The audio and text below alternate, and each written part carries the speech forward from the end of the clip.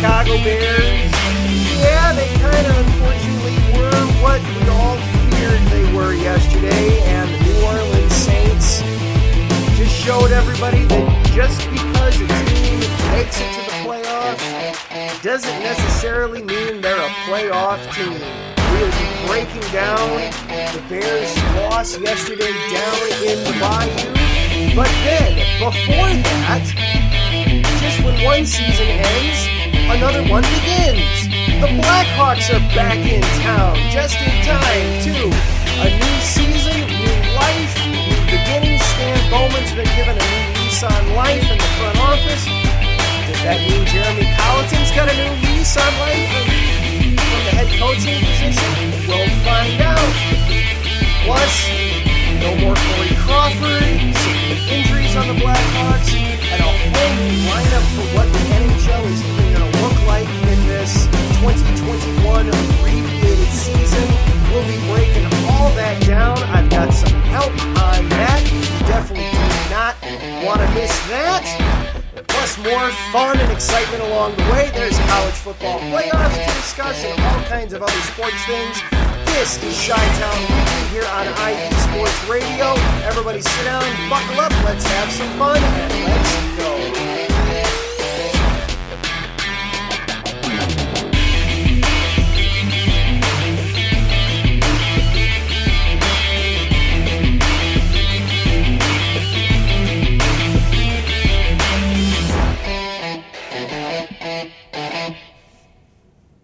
And thank you once again for listening in on Chi-Town Weekly. My name is Adam Karnick. I am your host. Thank you so very much for taking time out of your evening or life, whenever you're listening to this, to spend some time talking sports with us. If you are listening live on Spreaker, go right ahead, log on into the chat, and let's banter back and forth a little bit. Taryn's already in there. Good evening, Taryn. He's got some quick football thoughts for us that we will get to in a minute, but first, some quick homework.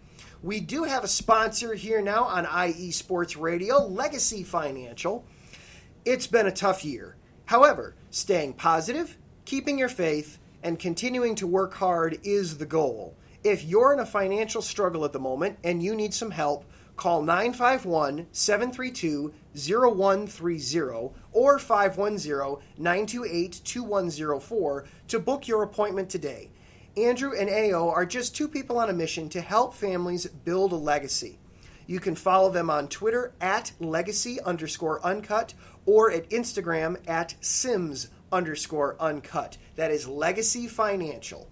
And then, of course, ways to follow along with IE Sports. You can follow along on Twitter at IE Sports Radio, Instagram at IE Sports Radio, Facebook IE Sports Radio, and our website iesportsradio.com. If you want to interact with the show on Twitter, you can do that. We've got a new Twitter handle, IESRC on Twitter, or you can follow along. My personal Twitter feed is at Adam_Karnick. And then joining me a little bit tonight as we talk all things Blackhawks is Ben Pope of the Chicago Sun-Times. If you want to follow him on Twitter, that's at Ben Pope CST. Ben, Happy New Year. Thank you for taking time out of your Monday night as we talk some pucks. Thanks for having me. So, since last we spoke, it has been a rough start to the new year for the Blackhawks. Of course, Corey Crawford leaves is told that he's not going to be re-signed. He goes, and we'll talk about Corey Crawford a little bit more in depth later. But then you had three huge injuries to the Blackhawks all right in a row. You had young, and I'm going to get his name wrong, Alexander Nylander, the defensive man, who suffers an injury, and that was retroactive over from the playoffs. Then centerman Kirby Dach goes up to Canada to take part in the World Juniors and breaks his wrist. He's out extensively.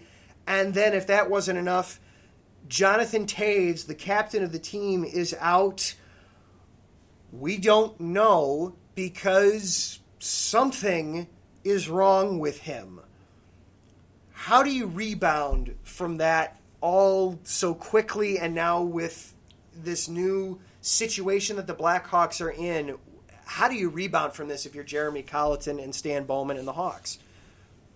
Well, it's certainly a tough situation they've been put in. And then, they go out and sign Carl Soderberg, one of the last remaining season free agents, to try to replace Taves and Doc a little bit at center. And now he has immigration issues and will miss at least the first 4 games of the season. So it seems like they just can't catch a break here.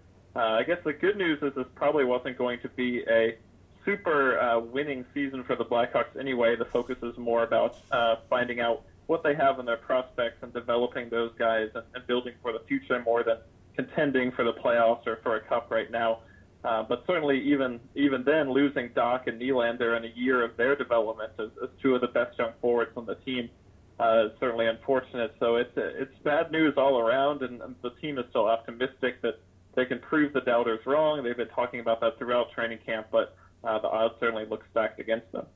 Yeah, let's start with the 3 guys that are going to be missing, first of all, just because all 3 of them, I think, are unique circumstances. We'll start with Nylander, bright, young defensive-man. He's going to be out they've said 5 or 6 months. Do I have that correct? Yes, I think it was maybe 4 or 6 or 5 or 6, but yeah, roughly that time frame.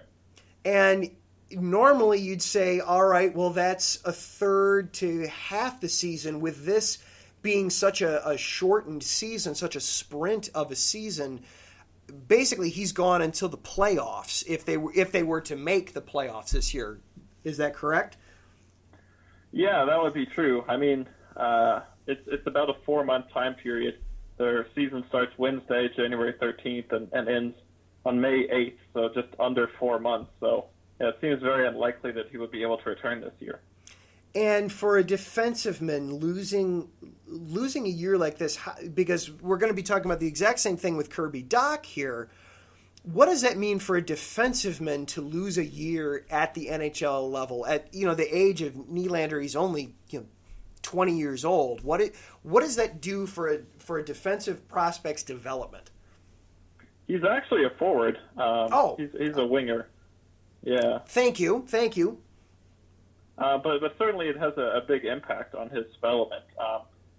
He struggled in Buffalo, and that trade to acquire him in summer of 19 has certainly been discussed, and a lot of fans weren't a big fan or a supporter of it. But you can't deny that this past year he did score. He was 6th or 7th on the team in points per minute, and he, in his first full season in the NHL, did put the puck in the net. There were questions about his work ethic away from the puck and defensively, and he certainly has a long way to go in that regard. But he showed maybe more promise than he had in Buffalo, and so it's tough to lose this year, especially now that he's a few years into his professional career and expects to start developing into the top 10 pick that he originally was a few years ago. So it's tough for him to have this happen. It sounds like after the playoffs, he was a little sore, a little banged up, but it wasn't thought to be anything major. And he took a month off and then came back to training. And then once he got back on the ice skating in December, the issue was re-aggravated or flared up, and it required surgery. So it's unfortunate because if he had had the surgery back in September after the playoffs ended, he might not have missed more than a portion of the season. But at this point, he's probably done for the whole thing. Yeah, and then Kirby Dach, he was just really starting to – it looked like Kirby was really becoming comfortable out there on the ice in the playoffs against Edmonton and then against Vegas. He really started to look like he was coming into his own and becoming just more comfortable at the NHL level as a whole. And so for him to and I'll back up. For those that don't know, he was given permission from the team to go play at the World Juniors for Team Canada, and one of their first games suffered a nasty wrist break, and he's out. This is somebody that it looks like is going to be replacing Taves at some point. So what does this mean for him to lose the entire season? Yeah, I mean, you could make the argument that Doc would have been the most important player on this Blackhawks team maybe not the best player, but just considering how young he is and how high his potential is, he might have been the most important. So that's a really tragic loss for the Blackhawks, especially with their focus on building youth. I mean, he's the most promising young guy they have. And you're right, he probably is being groomed to replace Taves. I know, talking to his personal trainer over the offseason, the Hawks were expecting him to play, 20 to 22 minutes a night this season. And we're getting him ready conditioning-wise to fill that role. So that's a really big loss for the team. He would have been the second-line center to start the year, and also just a huge centerpiece of the franchise to build around moving forward. And he still is that, of course. It's just one shortened season, and I'm sure he probably still will turn into a star, but this certainly sets him back a little while. Yeah, and then to have Taves, the captain, go down with nobody knows what, an undisclosed illness, body ailment. Nobody's really sure. So you're down now. You're down your captain, your team leader, and you're down the young man that was being groomed to be his replacement. Who's going to step up and fill that leadership void now on the team? That's because Taves isn't there. Well, the new first line the Hawks have been running out here in camp has been Patrick Kane, with Dylan Strome at center and Alex DeBrincat on the other wing. And those guys, along with Dominic Kubalik, will be clearly the four best forwards the Hawks have left. Strome and DeBrincat are still very young, 23, 22. So those guys will be expected to start growing into their own as leaders, as future core members of the Hawks. And this will be a big season for them to show what they can do.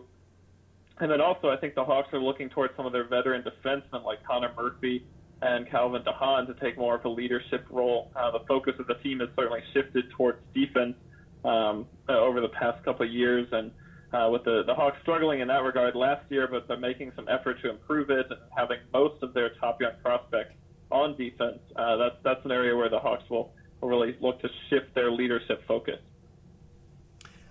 Okay. And then for the guys that are going to be on the ice, you got the opportunity to go watch the Blackhawks do their scrimmage yesterday at the United Center. Who are some of the faces and names that we're going to get used to seeing and hearing a lot of as we go through this season? Well, on the forward end, you have the two Swedish additions, Lucas Wallmark and Matthias Janmark. Both of those guys will probably be maybe third-liners to start the year, but they could move up depending on how they perform. Pia Suter, brought in from Switzerland as an overager. He's, I believe, 25 years old, so certainly not a prospect, but this is his first season in the NHL, first in North America since he was a junior. So this will be a big year for him. The Hawks are hoping that he can follow a similar path that Kubalik did last year after coming over from the Swiss League. And then on defense, Ian Mitchell has been the Hawks' top prospect other than Doc the past couple of years. And he's finally stepping into an NHL role and could take on a pretty big role immediately. The Hawks have been raving about him in camp. Jeremy Colleton said he was the most impressive player in that scrimmage yesterday that you mentioned. So there'll be very high expectations for him, and fans should certainly be excited to see what he can bring.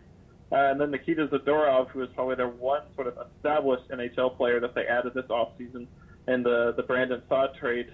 He's missed some time in camp with a groin issue, but he returned to practice today, so he's good to go Wednesday. And the Hawks will look to him to fill a different role, more of a physical enforcer, stay-at-home defenseman role that they haven't really had anyone in that mold for the past few years. So those are some guys to watch. And there were also some prospects like Philip Kurashev and Lucas Carlson and Nicholas Baudin who could step in as the year goes on. So those are also some names to keep an eye out for.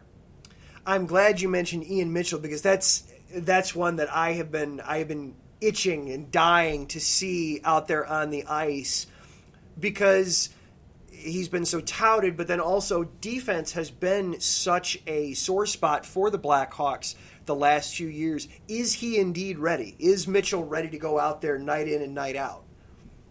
I would say he's absolutely ready. So the Hawks internally thought that he was ready before last season. They offered him a contract during development camp in July of 2019, and he actually turned them down to go back for his junior year at the University of Denver. And that was pretty discussed and a little bit worried about at the time. But he's here now. He's on his entry-level contract. And it seems like that extra third year of college has really helped him. He was the captain of that Denver team, and it was one of the best teams in the country at the college level. Just the leadership and maturity he gained from that season has really been benefiting him. It seems like he's taken a leadership role already, even as a rookie. He's just been very loud and communicative on the ice, and that's really important for Blackhawks defense that clearly struggled to mesh the past few seasons, as you mentioned. So Mitchell's arrival is huge. With Doc out, he's the biggest part of this team in terms of future development and to see what they have. So he's definitely a crucial part of the season. Who has he been skating with in the defensive pairings? He's been with Calvin DeHaan, and it sounds like that was a pre-planned pairing. DeHaan apparently reached out to him before camp and got to know him a little bit, and they've been a solid pair throughout camp. They've been together the whole time, and DeHaan's a very knowledgeable, interesting guy, so it sounds like he's been able to impart some important knowledge on Mitchell about how to just operate as an NHLer and how the Hawks' defensive system intricacies work. So I think that's been a good pairing for him, and Zadorov will be with Adam Boquist, and they're hoping a similar relationship can take place between those two guys. And then, due to the pandemic and the travel restrictions, the NHL had to completely reshuffle the deck of the entire league. The Blackhawks are in a totally brand new division for this year, so they're now divisional opponents with teams like Carolina, Columbus, and, of course, the defending champs, Tampa Bay, and Florida, and the big one, Detroit, renewing that rivalry. Is that going to benefit the Blackhawks, or is this, because it's such a development year, it really doesn't matter who they were playing against, they weren't going to be necessarily strong? Yeah, I think the latter point's certainly true. They probably weren't going to be a playoff team no matter what division they were in. But they will be interesting to see some new teams and to have the season formatted the way it is, where it's kind of 2-game series against the same team in the same city at a time. It'll be interesting to see what kind of opportunities that provides for more in-game strategy and game planning against a specific opponent. So that will be interesting. As far as the division overall, I wouldn't expect the Hawks to contend for a playoff spot, but the fourth spot after Tampa, Carolina, and Dallas does look pretty up for grabs. I would say that teams like Columbus and Nashville and Florida are maybe around the league average, would be bubble teams in a normal season, but this year one of them is going to get a guaranteed spot pretty much. So it's maybe a slightly easier division than average, certainly easier than the new Eastern division. So even if the Hawks aren't one of the top contenders, it will be interesting to see how it sorts out. So ultimately, what are kind of realistic expectations and wins and point totals for this team looking into this 2021 season?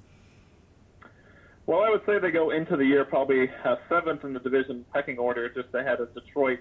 That's a fair place to put them, and they'll have to overperform to jump someone like Florida and get above that.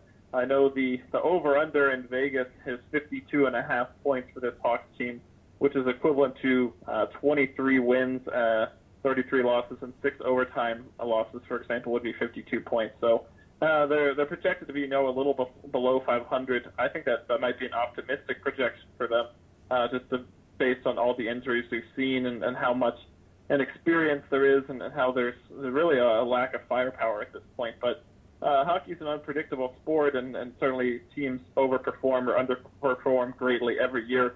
We saw Colorado a couple of years ago go from the worst team in the league to a playoff team 1 year to the next. So you never know what's going to happen. Expectations are low, but certainly anything is possible. Yeah, puck luck is very much a thing in the NHL for sure. Well, Ben, thank you so much for taking time out of your Monday night to jump on here and give us a great preview of the upcoming Blackhawks season. Thanks for having me on, as always. I appreciate it. And hopefully we get some excitement Wednesday when the puck drops, even if it's not a Blackhawks win. It's NHL hockey. It's always exciting. All right, Ben, you stay safe, stay well. We'll talk to you soon. Thank you, Adam. All right, that was Ben Pope of the Chicago Sun-Times giving us a great Blackhawks preview there. All right, we are going to take a quick break, and then coming out of that, well, we have to bury a team today. So we have to talk about the Chicago Bears. This is Chi-Town Weekly here on IE Sports Radio, your direct feed for all that is sports.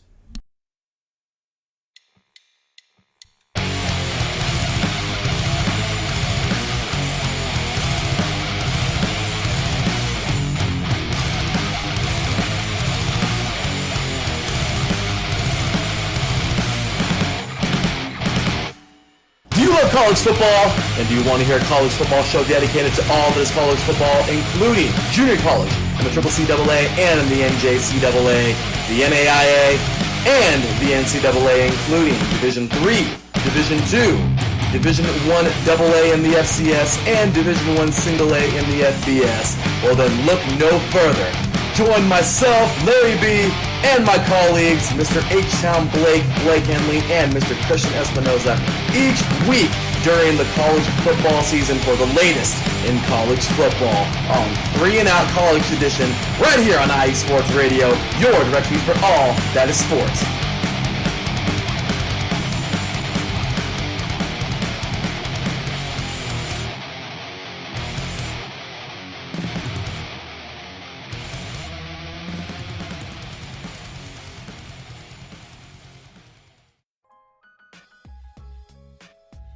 Hey, what's up, sports fans? You're looking for a different type of sports talk show, something you haven't heard before? You gotta check out the BS3 Sports Show every other Saturday on 2 Live Stews Radio, 1 p.m. Central Time, 2 p.m. Eastern. Sports talk at its finest. Always have great guests, playing some good hip-hop. You don't want to miss it. Make sure to tune in to the BS3 Sports Show every other Saturday at 1 p.m. Central Time, 2 p.m. Eastern.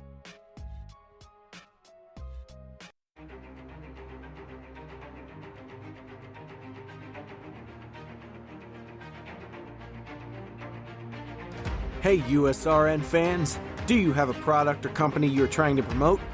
Look no further. USRN is teaming up with small local businesses trying to establish themselves via online promotion. Let us know if you're interested. Email us at usrnradio@gmail.com to learn more.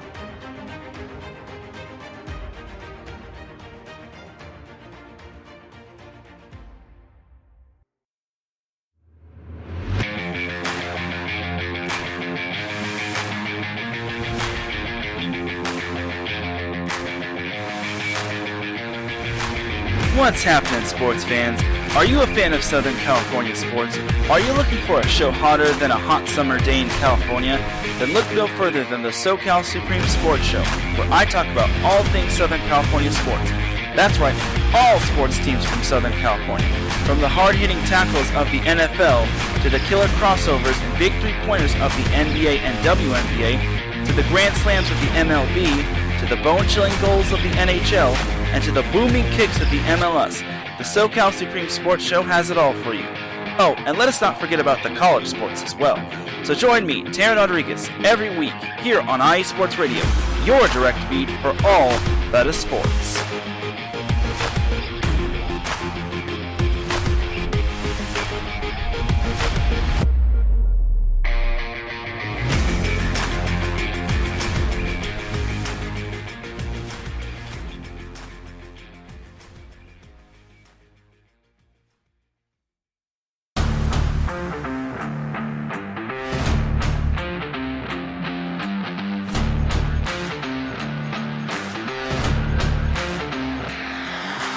What's good, fight fans? It's your boy, Marcus Los Rate, here to give you what you want, here to give you what you need. Yeah, man. Yeah. I'm coming to you live, straight from your mama's basement with a crispy, awesome white tea. We're coming to you live every Tuesday at 10 p.m. Eastern Standard Time. Powered by IE Sports Radio, your direct feed for all That is sports.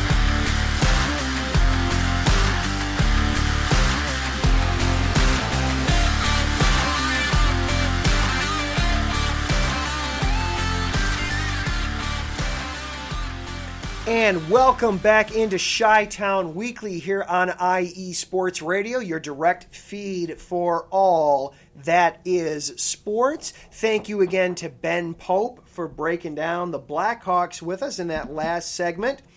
Quick programming note, hopping on elsewhere on IE Sports Radio, if you go over to our YouTube page in just about 2 or 3 minutes, the 3 and Out College Edition is actually going to be doing a primetime face-off for the College Football National Championship going on tonight. Representing the University of Alabama will be Blake Sulcer. And then representing Ohio State University will be IE Sports' very own Drew Hagenbaugh. Drew has been a busy guy over the last few days. Drew is host of 2 shows here on the network. He does the Soccer Scoreboard show on Sundays, and then he also does the State of Ohio Sports on Fridays. And then he is a huge Browns fan as well as a Buckeyes fan. So he was, to put it mildly and gently, over the moon last night with the Browns' playoff win. So he was on the Kansas City Shuffle just before our show tonight, talking with Pezquire and Dave and breaking down the Chiefs-Browns matchup. Then he's doing the 3 and Out College Edition. And then he will be doing State of Ohio on Friday again. So a busy guy, Drew. So go check that out. If you have to leave me to go check that out, I understand. Just come back and listen to it as a podcast, please. I would appreciate that. And again, that is IE Sports Radio over on our YouTube, and you can also catch it on the StreamYard app. Go listen to that Primetime Face-Off. And if you haven't figured out how you're going to be listening to the College Football Playoff Championship, well, USRN, Ultimate Sports Radio, they are going to be doing the broadcast of the game tonight over on the mixlr.com site. You can go to their Twitter page and find all that. So Matt Owens is going to be calling the game there tonight over on USRN. So if you don't have a way to check out the game, you can do it that way. All right, so the Bears yesterday. I was thinking about this morning.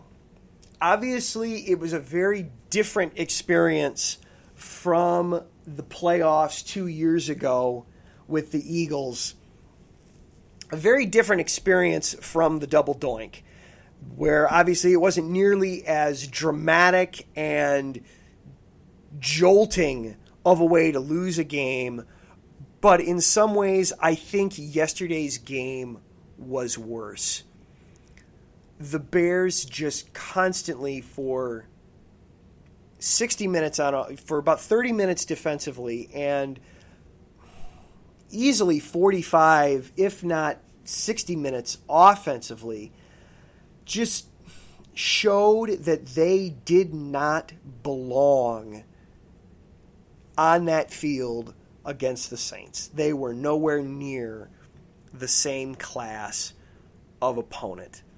The NFC field this year I felt was the weaker of the two sides, but also then could be the more wild, the more variables. You could see 5 or 6, you could make a case heading into the playoffs for 5 or 6 different teams having a shot at representing the NFC.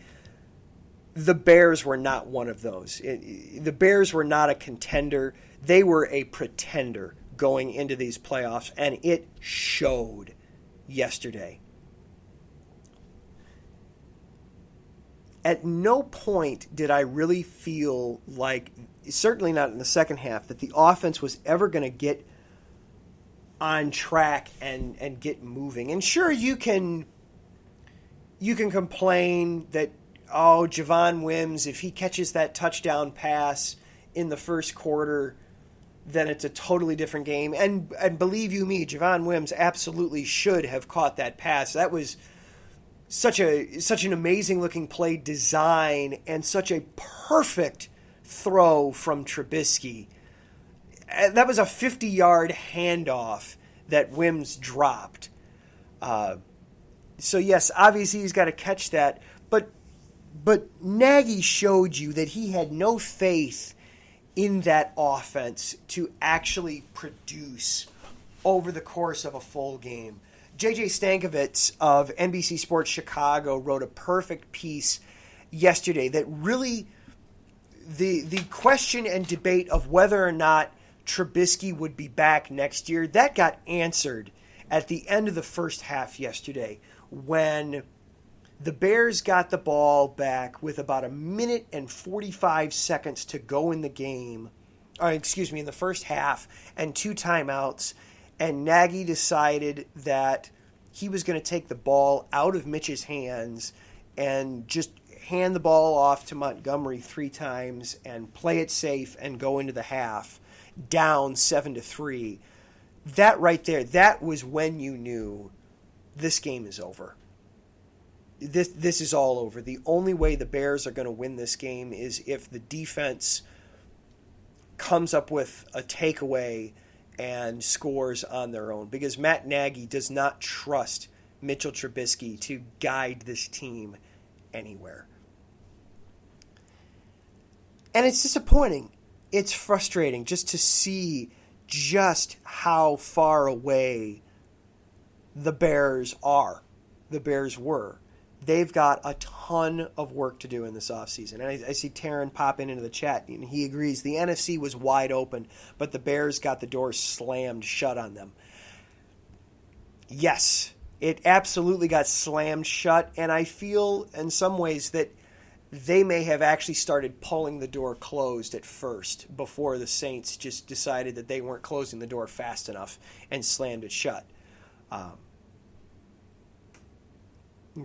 Taryn also mentioned before the first segment that part of him was hoping that the Bears would get the win so that the Rams would wind up playing Tampa and not Green Bay. Yeah, I don't envy the Rams going into Lambeau Field and playing up there. I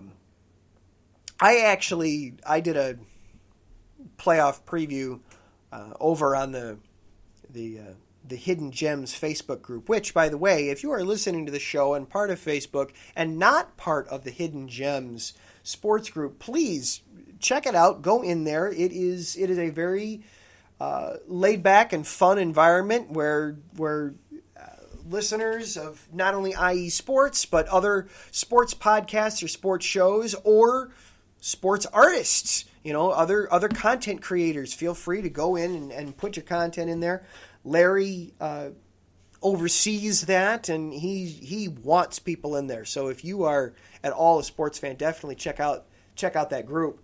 I had put my own playoff predictions in there beforehand, and I had the Bucks going into Lambeau and actually beating the Packers. The Rams, I don't see that. Jared, frankly, I'm shocked that the Rams survived. I did not have the Rams going into Seattle and beating the Seahawks. Of course, I also didn't have Jared Goff actually coming off the bench and playing a meaningful game for the Rams. I thought Wolford was going to stay out there the whole game, and but now that the Rams are headed to Lambeau, yeah, Taryn, I don't envy you that matchup for this week. That's a very rough draw for the Rams. I don't see that one ending well for Los Angeles. But now what's next for the Bears? This is a very, very critical and crucial offseason. The Bears had let it be known in the weeks leading up to the playoffs that it looked like Nagy's job was going to be safe, that he was going to be coming back for another year, despite the 6-game losing streak in the middle of the season, despite Nagy being instrumental in bringing Nick Foles into the fold and having that blow up in his face. the Bears brass liked the way that Nagy rallied the troops and got them to turn around and get a 3-game winning streak together and put them in a position to be in control of their own playoff destiny. But that doesn't change the fact that the Bears surrendered control of their playoff destiny, and ultimately the only reason they got into the playoffs was because Kyler Murray, quarterback for the Cardinals, got injured in their winner-take-all game against the Rams, which completely flipped the script of the Cardinals' chances of making the playoffs. If Murray doesn't get hurt, then I don't think the Bears make the playoffs. And so now you're talking with Nagy. Yes, he's 28-20 as a head coach in the regular season. I have him at 28-22 because I count the playoff games. To me, those games count. But since starting 12-4 3 years ago, you are exactly 500. You have won exactly as many games as you've lost in the regular season, 16-16, and you've gone 0-2 in the playoffs. That's not the growth you want to see from a team in the one-loss record. And offensively, they have gone so far backwards from where they were in 2018. So is Matt Nagy's job really safe? I'd like him to be back, but at the same time, Ryan Pace has now been the general manager for 6 seasons. They've got just the one winning season in his time there. And Pace has shown that he is not afraid to trade away a lot of draft picks, which has depleted the roster. You're thin all throughout the roster. And what's probably most damning for Ryan Pace is he has missed at the quarterback position in every conceivable way. He missed with the free agent signing of Mike Glennon back in 2017. I've talked about that in the past, that I'm willing to give him a pass on that simply because the way the deal was structured, it was very easy for them to get out of it. And also, you had to have somebody, and they went into that offseason with literally no quarterbacks. But still, you gave a lot of money to Mike Glennon for 4 starts. You traded for Nick Foles this past offseason, and that blew up in your face outside of the comeback win over the Falcons, where he came off the bench in week 3, and pulling off the comeback against Tom Brady and the Buccaneers. That's the only game the Bears won this season against a team with a winning record. Outside of that, Foles looked awful in his starts, in his 7 starts this season. And most problematic of all, you missed in the drafting of Mitchell Trubisky. And not only did you miss,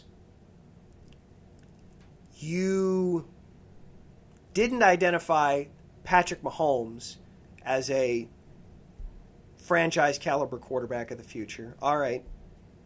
Nobody really saw Mahomes coming. Not even Andy Reid necessarily thought this would be what Patrick Mahomes would be. But you didn't even talk to Deshaun Watson.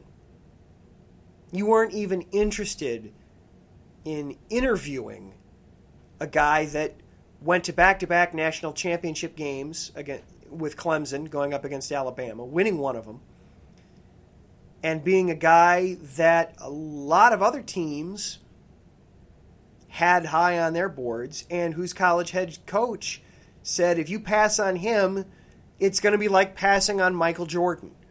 If there was a city that should have sat up and taken notice on a Michael Jordan reference, you would think it would be Chicago.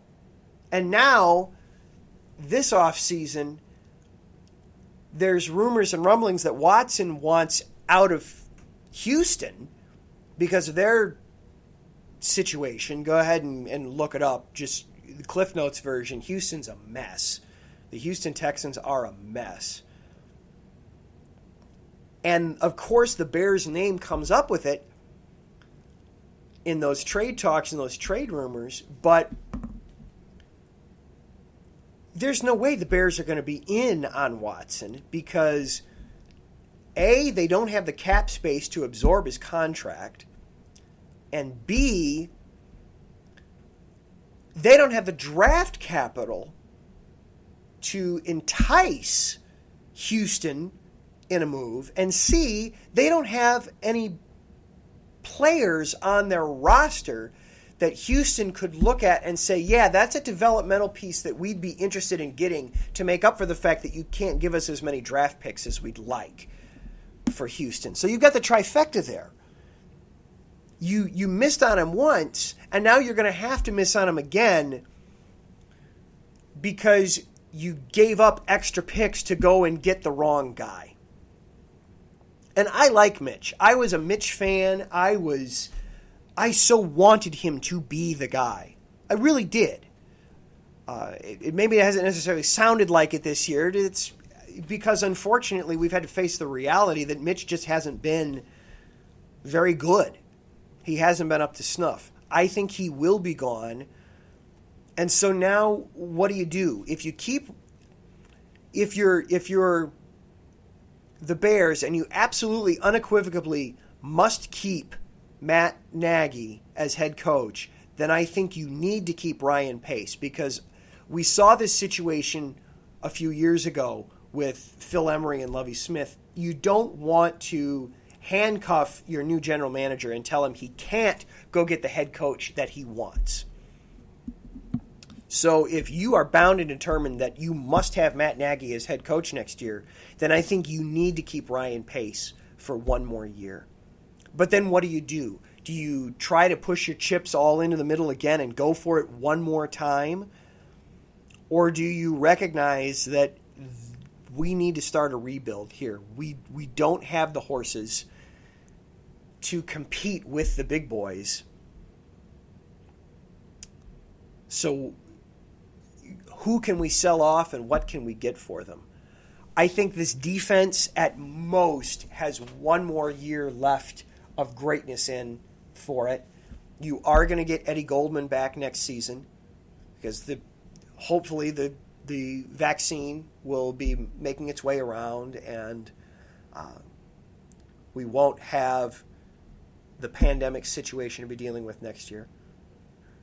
So Eddie Goldman will be back. But so many players for the Bears on the defense haven't panned out the way you'd like. Eddie Jackson has regressed in a huge way since his breakout year in 2018. He has been, at best, a non-factor in games, and at worst, he has been a liability out there in the secondary. You don't have depth along the defense. Your biggest player priorities, I think, for this offseason, Taryn chimes in again, how long until Nagy gets the hook? Really, I think really the more important question there is how long until Ryan Pace gets the hook. I think Nagy and Pace, ultimately are tied together. Nagy will be there as long as Pace is there in the general manager. I think if they decide to move on from Nagy, then there is absolutely no reason to hold on to Ryan Pace, because then not only has Ryan Pace missed with all these quarterbacks, that would be two different head coaches that he's missed with, not only Matt Nagy, but also with John Fox when he first came on board. So I think Nagy is safe as long as Pace is safe. So is that one more year, 2 more years?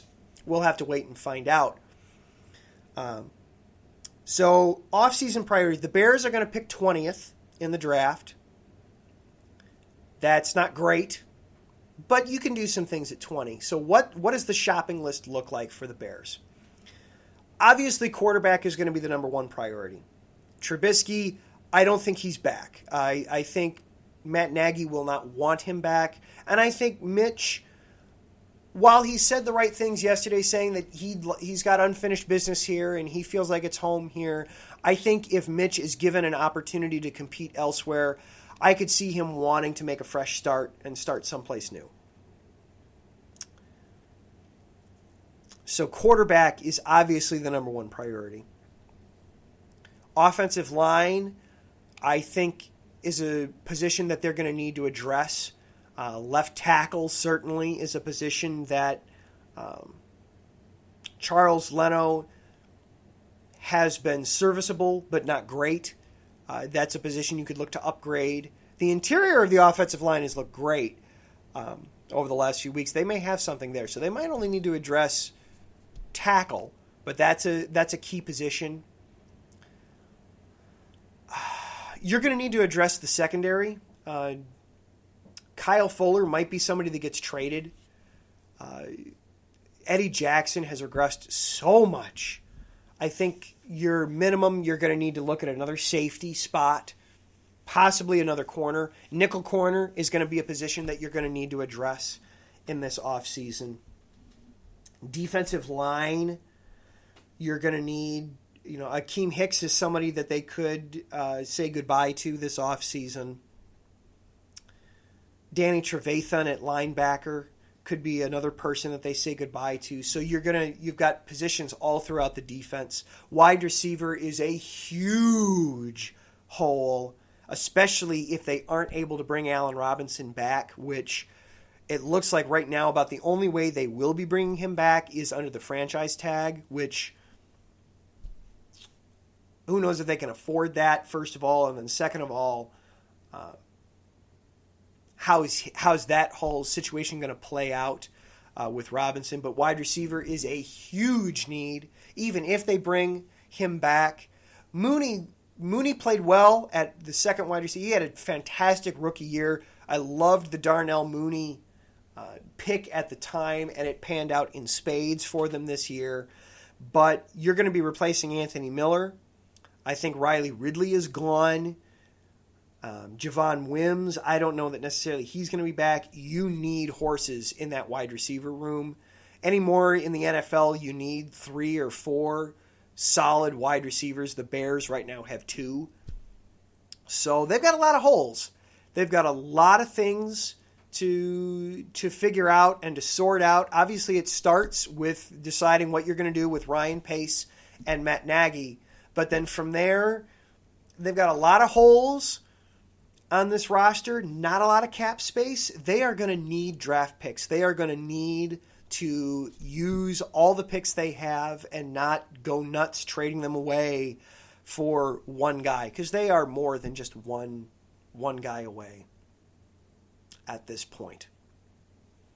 All right, we are going to take one more quick break and then do just some rapid fire wrap up around the rest of the city and around the rest of the sports world. This is Chi-Town Weekly here on IE Sports Radio, your direct feed for all that is sports.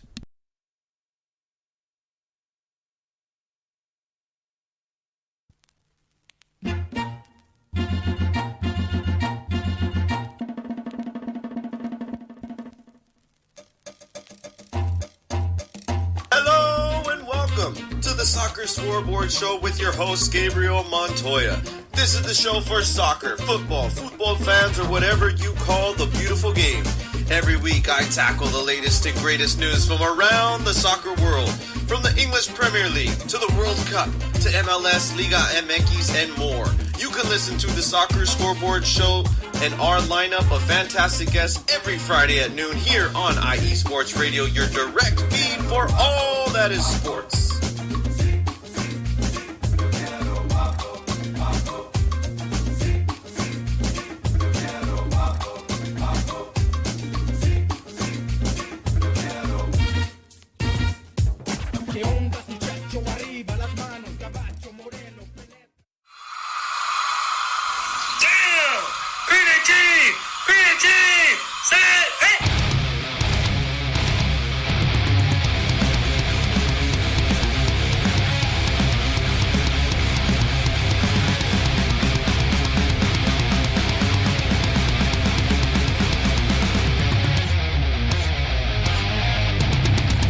going on, football fans? This is me, your boy Larry B, inviting you to join myself, Colin Reynolds, Mike Pat, and John Felipe for one of the most electrifying football shows you have ever heard. 3 and Out, right here at IE Sports Radio. Recap of the week before, a preview of what's to come, and of course, 3 hardcore head-to-head prime-time face-offs each week. You don't want to miss it.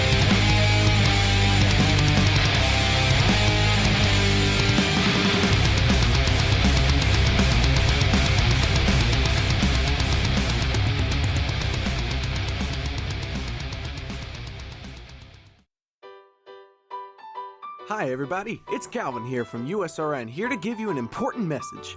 Since 2017, we have done our absolute best to provide you with nothing but the highest quality of sports calls in the greatest of quantity possible. Thanks to you, our station has grown more than we ever thought. That's why, with your help, we would like to grow even further. Just think, twice the amount of your favorite calls, 24 hours of coverage, talk shows, play-by-play, game-by-game analysis, and so much more. That's right, USRN2 is officially in development. But we can't do it alone. We have set up a GoFundMe page that you can access from our homepage on the left of your screen. We also are planning special giveaways and prizes to our highest donors. Our goal here at USRN is to bring you the best calls possible at no cost to you. In order to continue to do that, we need your help now. Please check out our GoFundMe page, and if you would like to know how you can help, you can email usrnradio@gmail.com. Without your support, we couldn't do what we do.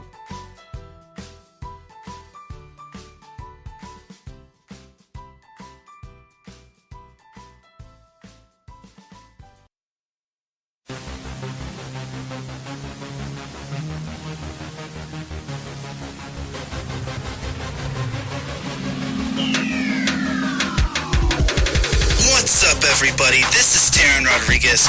Are you a fan of volleyball? Are you a fan of Thunderous Spikes? Then I have the show for you, Set Point, where I cover NCAA men's and women's volleyball, high school boys and girls volleyball, beach volleyball, and even professional volleyball. Catch the action every week here on IE Sports Radio, your direct feed for all that is sports.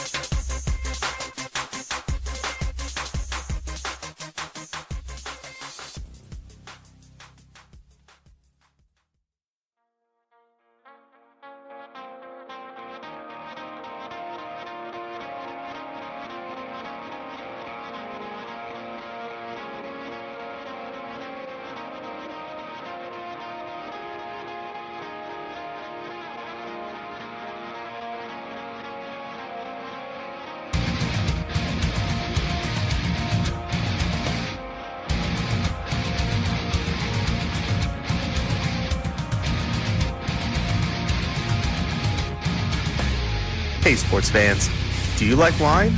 Well, we've got the show for you. This is Let's Wine About Sports, a show where we talk about wine and sports simultaneously. From the classic Cabernet Sauvignon all the way down to the grapes that you've never even heard of before. Oh yeah, we cover it all. And we'll talk about a little bit of sports as well. Football, hockey, collegiate, women's sports, it doesn't matter. We're going to talk about it all, and we're going to whine about it all. So join me Monday at 8 p.m. on IU Sports Radio, your direct feed for all that is sports.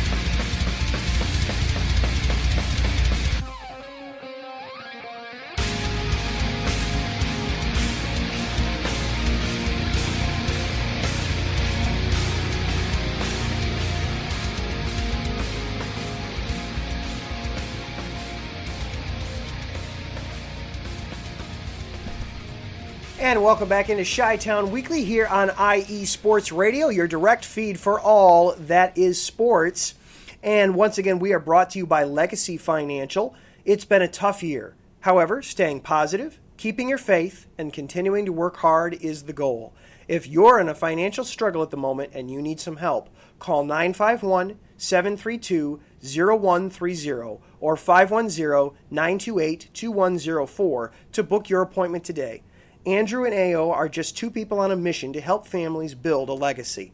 Find them on Twitter at legacy_uncut and on Instagram at Sims_uncut. That's Legacy Financial. I want to do a couple quick programming things for you before we get out of here tonight. You may have heard the promo there for Set Point. That is Taryn's outstanding and excellent volleyball show that he does every Tuesday. Well, he has got a special guest coming up this Tuesday, former Northwestern volleyball player and current host of the Big Ten Volley Talk show and the author of VB Magazine.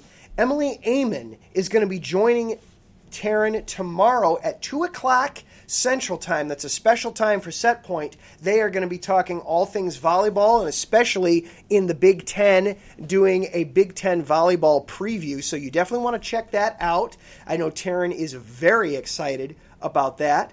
And then you probably also heard the other promo there for Let's Whine About Sports. Mike is going to be coming up right after me. Tonight he is going to be talking NFL playoffs. He's going to be talking about the team that he temporarily disowned, and maybe he's back at it now, the Washington football team. And I believe I saw that he is going to be drinking a Moscato tonight. So you definitely want to check that out. And then also coming up later on tonight, the two Phils doing the Unfiltered Truth, all things Raiders. They're in the offseason now too. So what is going to be up for the Raiders in this upcoming offseason? So you can hear them do that preview. Last little bit of news today, was going to be talking about the Bulls a little bit in their game against the Celtics. Well, that got postponed due to some COVID things going on with the NBA, specifically in Boston. So no Bulls and Celtics tonight. The Bulls coming off of their West Coast trip, a 4-game trip. They went just 1-3, but were competitive throughout and starting to look a little bit better under Billy Donovan, starting to show some signs of life. Zach LaVine especially was huge on the trip. 3 games over 30 points, including 45 points in the loss yesterday afternoon to the Clippers. He had 10 threes in that game. So the Bulls starting to look competitive. Maybe the wins will start trickling in. They aren't winning yet, but patience. They'll get there. We'll kind of keep our eyes on it a little bit here at the Bulls.